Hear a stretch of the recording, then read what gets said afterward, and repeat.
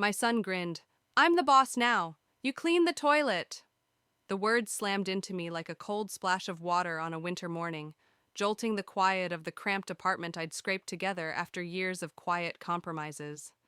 I stared at the smirk that twisted his lips, the same lips that had once whispered, I love you, when he was a toddler clutching a broken toy.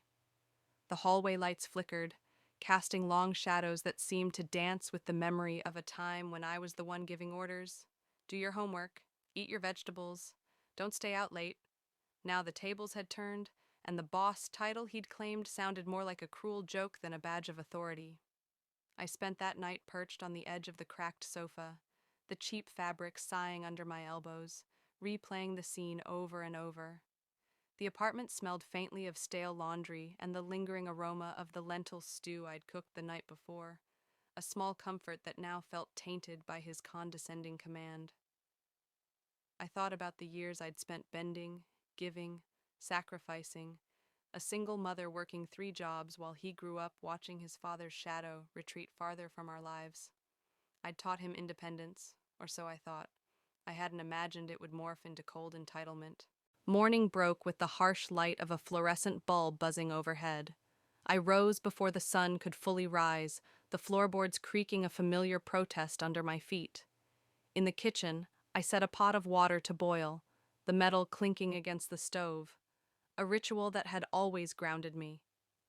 I brewed a cup of strong black tea, the steam curling upward like the thoughts swirling in my mind. Revenge, I thought, didn't have to be loud. It could be quiet, calculated, a reclamation of dignity rather than a spiteful strike. I decided to take grieving my son's sudden authority as a lesson, a chance to rewrite the script I'd been handed. I sent a polite email to the small digital marketing firm, where he'd just been hired as team lead. Dear Mr. Patel, I wrote, I would appreciate it if you could kindly remind your newest manager of the company's policy against harassment and inappropriate remarks toward colleagues, including family members. I attached a copy of the employee handbook, a document I'd helped compile during my stint as an administrative assistant years ago. Within an hour, his phone pinged. I watched from the cracked kitchen window as he stared at the screen, the grin fading like paint in the rain. He stormed out of the tiny office cubicle, cheeks flushed, and marched back to the apartment, his voice louder than I'd ever heard inside those thin walls. You sent that email? He sputtered, brandishing his phone like a weapon. I leaned against the counter, calm in the eye of his storm. I taught you to stand up for yourself, didn't I? I also taught you that power without empathy is hollow. I poured him a cup of tea, the steam still rising, and placed it on the table between us. Cleaning the toilet isn't what breaks me. It's the disrespect that does. If you want to be the boss, learn to treat people, especially those who raised you, with basic human courtesy. He stared at the cup, the steam fogging his glasses. For a moment, the anger flickered into something softer. Embarrassment, perhaps, or a reluctant understanding. I didn't think. Thinking is part of being the boss, I said softly.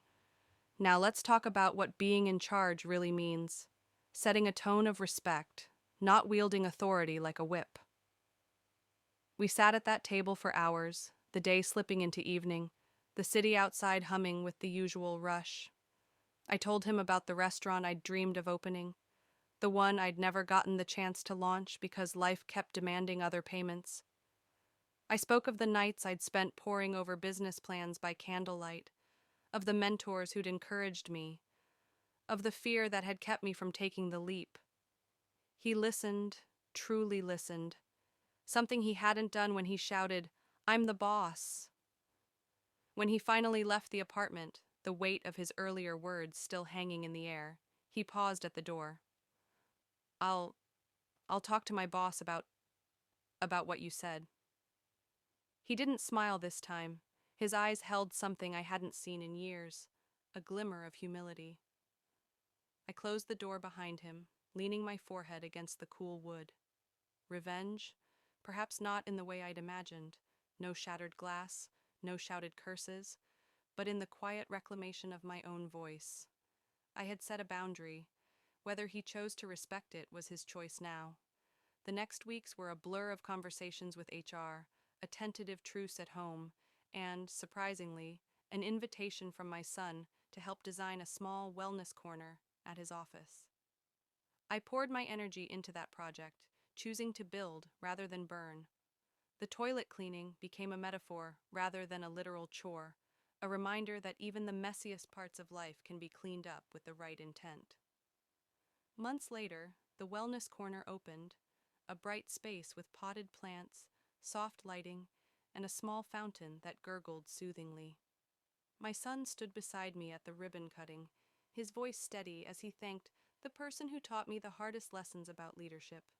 I smiled, the pride in my chest a quiet triumph, a revenge crafted not with malice, but with the fierce resolve to rise above. And somewhere, tucked between the clatter of daily life, I found a new dream, a small catering business from the kitchen of my apartment, serving the very people who might one day sit in that wellness corner, nourished not just by food but by a story of resilience.